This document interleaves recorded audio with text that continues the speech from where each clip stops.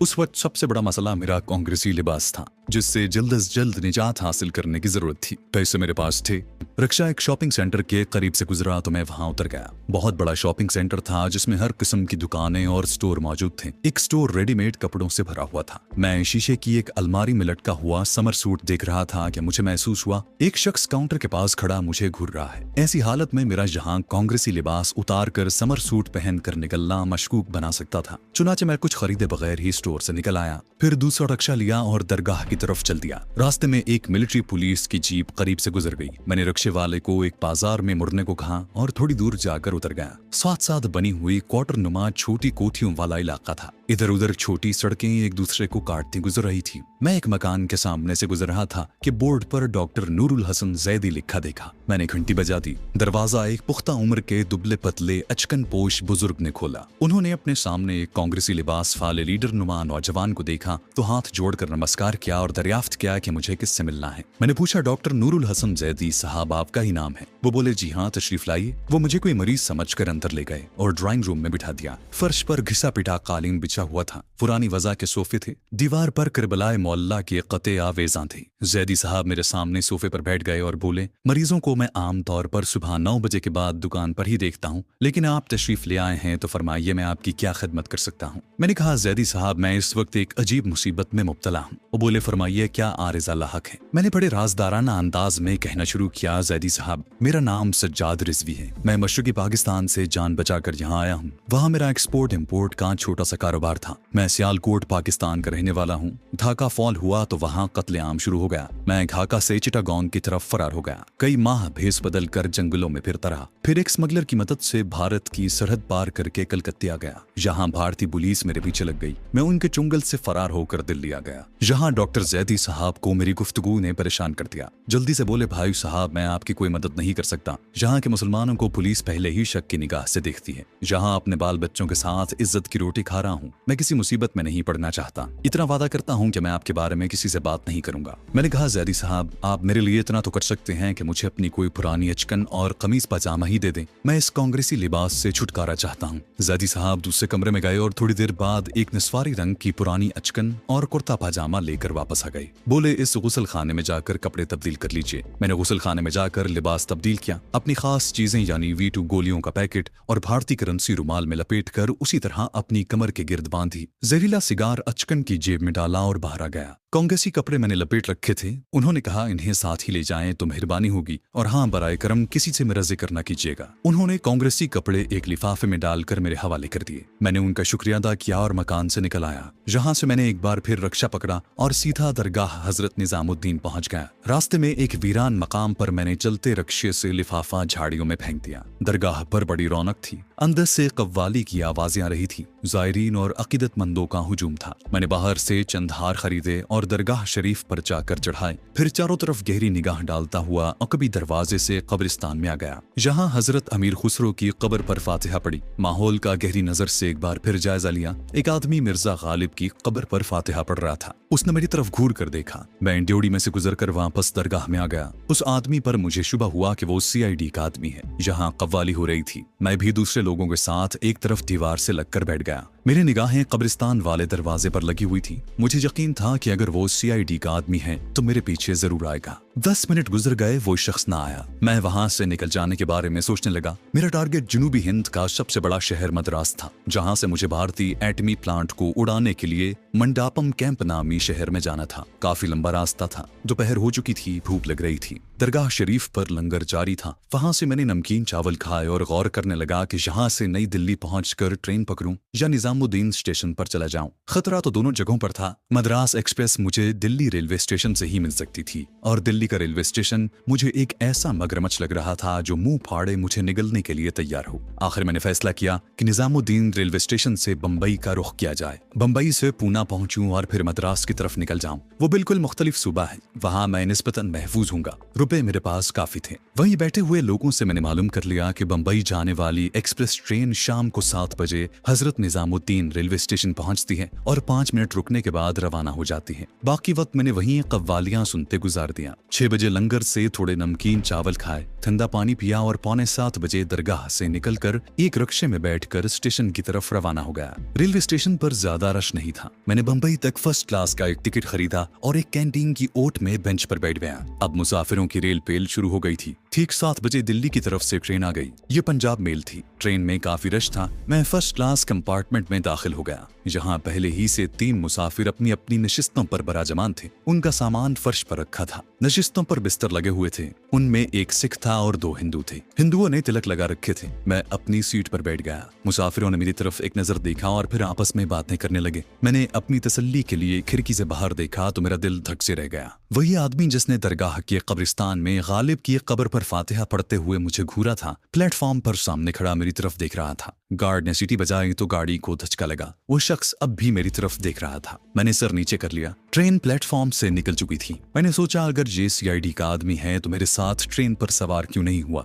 हो सकता है उसने यहीं से अगले स्टेशन पर खबर कर दी हो कि मैं फुला कंपार्टमेंट में सवार हूँ। इस ख्याल ने मुझे परेशान कर दिया। सिख मुसाफिर मुझसे पूछ रहा था कि मैं कहाँ जा रहा हूँ। मैंने उसे कोई जवाब न दिया। वो फिर बोला, भाई साहब मैं पूछ रहा हूँ कि कहाँ जाओगे। मेरे मुंह से निकल गया भोपाल। ट्रेन ने स्टेशन से निकलते ही रफ्तार पकड़ ली। फरीदाबाद का स्टेशन आया और गुजर गया। ट्रेन अपनी अगली मंजिल की तरफ उड़ी जा रही थी। आगे मित्रा शहर था। शाम का छिटपटा रात के अंधेरे में घुल मिल गया था। पंजाब मेल मित्रा के रेलवे स्टेशन में दाखिल हुई। मैंने खिड़की से सर निकाल कर देखा तो प्लेटफॉर्म की रोशनियों में मिलिट्री पुलिस के ऊंचे तुर्रों वाले सिपाही नजर आए। मैं डिब्बे के उस दरवाजे पर खड़ा हो गया जो रेलवे लाइन की तरफ खुलता था। ट्रेन अभी रुकी नहीं थी कि मैं नीचे उतर गया। डिब्बे आगे गुजरते गए। 3rd क्लास वाले डिब्बे ट्रेन की सबसे पिछली बोगी में थे। मैंने अंधेरे का फायदा उठाते हुए अचकन की जेब से जहरीला सिगार और टिकट निकाल कर कुर्ते की जेब में डाला और अचकन दूसरी तरफ रेलवे लाइनों में फेंक दी। जो ही 3rd क्लास का डिब्बा मेरे करीब से गुजरा, मैं उसके दरवाजे से लटक गया। ट्रेन कुछ आगे जाकर रुक गई। 3rd क्लास के डिब्बे में बहुत रश था। मैं एक मुसाफिर के सामान की आड़ लेकर बैठ गया। कई मुसाफिर अंदर घुस रहे थे। सामान खिड़कियों से अंदर फेंक रहे थे।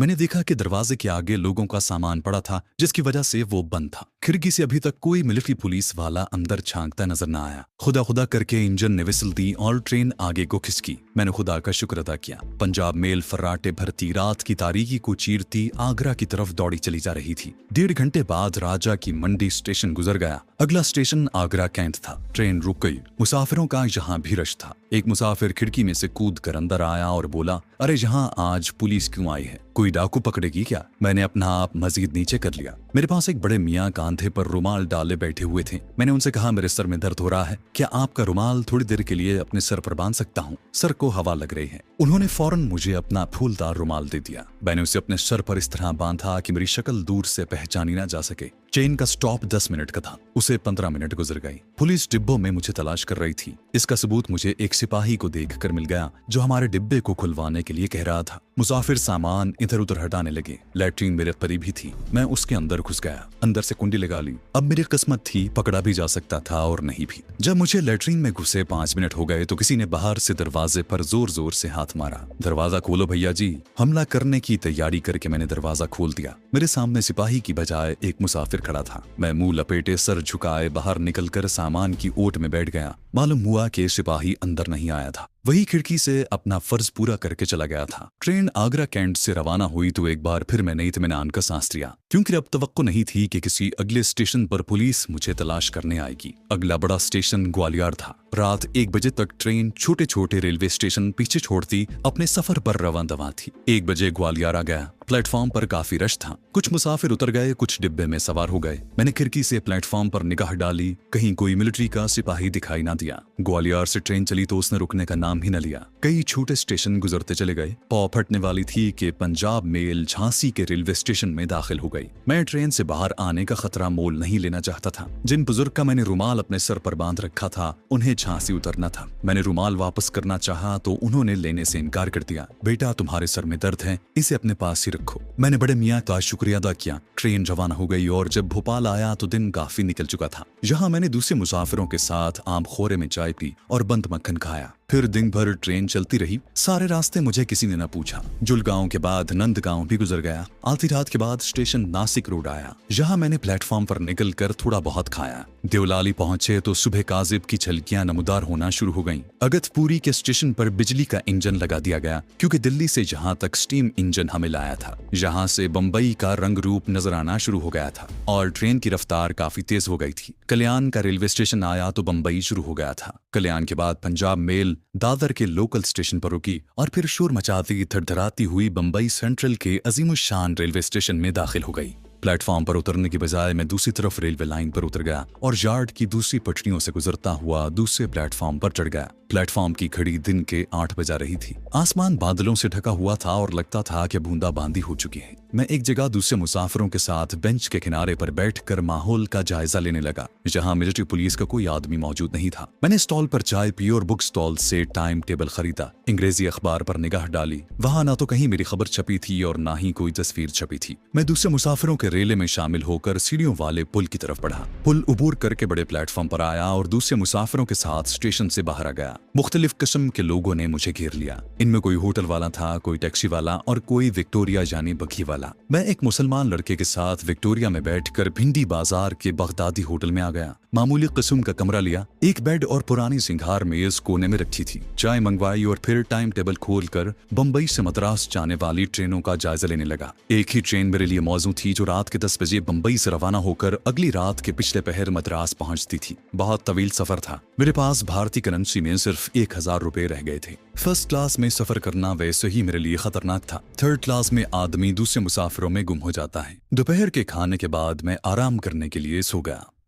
शाम को आंख खुली तो भिंडी बाजार में आकर पहला काम ये किया कि नए कपड़े खरीदे। फिर स्टेशन पहुंच गया। मद्रास एक्सप्रेस में फर्स्ट क्लास वगैरह में बुकिंग हो रही थी, मगर थर्ड क्लास के टिकट के बारे में बाबू ने बताया कि वो ट्रेन चलने से कुछ देर पहले ही मिलेगी। उसने बताया कि ट्रेन रात के 9 बजे रवाना होती है। टाइम टेबल में वक्त गलत छप गया था, या किसी और वजह से ट्रेन की रवानगी का वक्त तब्दील हो गया था। मैं वापस अपने होटल में आ गया। मेरा प्रोग्राम ये था कि 8:30 बजे स्टेशन की तरफ रवाना हो जाऊंगा। 7:30 बजे हल्की बारिश शुरू हो गई थी। मैंने खाना कमरे में ही मंगवा लिया। मैं खाना खा रहा था। दरवाजा अंदर से बंद नहीं था। अभी मैंने खाना खत्म ही किया था कि दरवाजा आहिस्ता से खुला और एक शख्स अंदर आ गया और बोला, अस्सलाम वालेकुम। कुदरती तौर पर मेरे मुंह से वालेकुम अस्सलाम निकल गया। अब जो उसकी सूरत देखी तो दिल धक से रह गया। मैं उसे पहचानने में गलती नहीं कर सकता था। ये वही शख्स था जिसके बारे में मुझे यकीन था कि CID का आदमी है और जिसे मैंने मिर्जा गालिब के मजार पर और फिर मित्रा के स्टेशन पर देखा था। मैंने अनजान बनते हुए कहा, माफ करना भाई जी, मैंने आपको पहचाना नहीं। वो मेरे पास पलंग पर बैठ गया। उसकी तोंद पतलून की पेटी से ऊपर बाहर को निकली हुई थी। एक तंजिया मुस्कुराहट के साथ बोला, चंडीगढ़ के कांग्रेसी लीडर राम प्रकाश से मुसलमान बनने में आपको कोई ज्यादा देर नहीं लगी। बात साफ हो गई थी। वो दिल्ली से मेरा पीछा कर रहा था। कोई लगी लिपटी रखे बगैर उसने अपना ID कार्ड निकाल कर मुझे दिखाते हुए कहा, मेरा नाम केवल कृष्ण है। मैं दिल्ली CID का इंस्पेक्टर हूँ और आपको अपने साथ ले जाने आया हूँ। भागने की कोशिश फजूल होगी क्योंकि बाहर पुलिस मौजूद है। मेरे पास वक्त इतना नहीं था कि मैं नक्श को आजमाता। उसने मुझे बाजू से पकड़कर जैसे ही उठाने की कोशिश की, मैंने मुस्कुराते हुए कहा, महाशय जी, अब जबकि बात खत्म हो गई है, मैं आपके कब्जे में हूँ। मुझे इतनी इजाजत तो दें कि तंबाकू के 2 कश ही लगा लूं। ये कहते हुए मैं दूसरे हाथ से जहरीला सिगार जेब से निकाल चुका था। उस बदबख्त ने कमाल कर दिखाया। झपट कर सिगार मेरे हाथ से छीन लिया। मैं उसकी तरफ देखता ही रह गया। वो सिगार की तरफ देखता हुआ बोला, ये तुम बुझा हुआ सिगार क्यों पीते हो? जहरीला सिगार मैं कई बार बुझा चुका था। मैंने कहा, बुझे हुए सिगार में ज्यादा नशा होता है। उस गधे ने देखते देखते सिगार फर्श पर फेंक कर उसे पांव से मसल दिया और अफसोस कि मैं अपने इंतहाई कीमती सिगार को न बचा सका। ये काम पलक झपकते में हो गया था और जो कुछ मैंने किया वो भी पलक झपकते में हो गया था।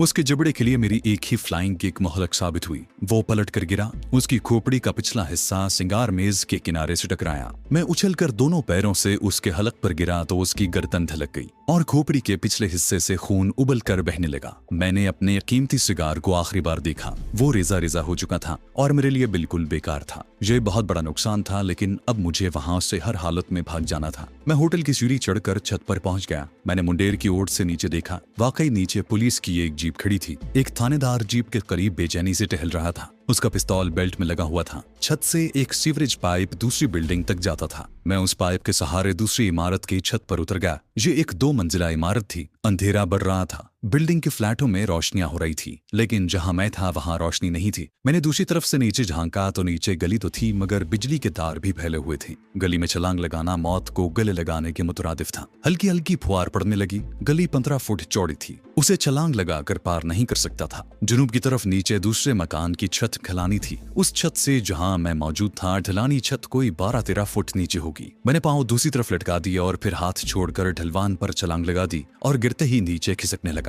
थोड़ा सा खिसकने के बाद मैं रुक गया और खुद को छिपकली की तरह छत से चिमटा लिया। दफतन नीचे से किसी ने आवाज दी, अरे धनिया देख ऊपर क्या गिरा है। मैं आहिस्ता आहिस्ता केकड़े की तरह रेंग कर छत के दूसरे किनारे पर पहुंच गया।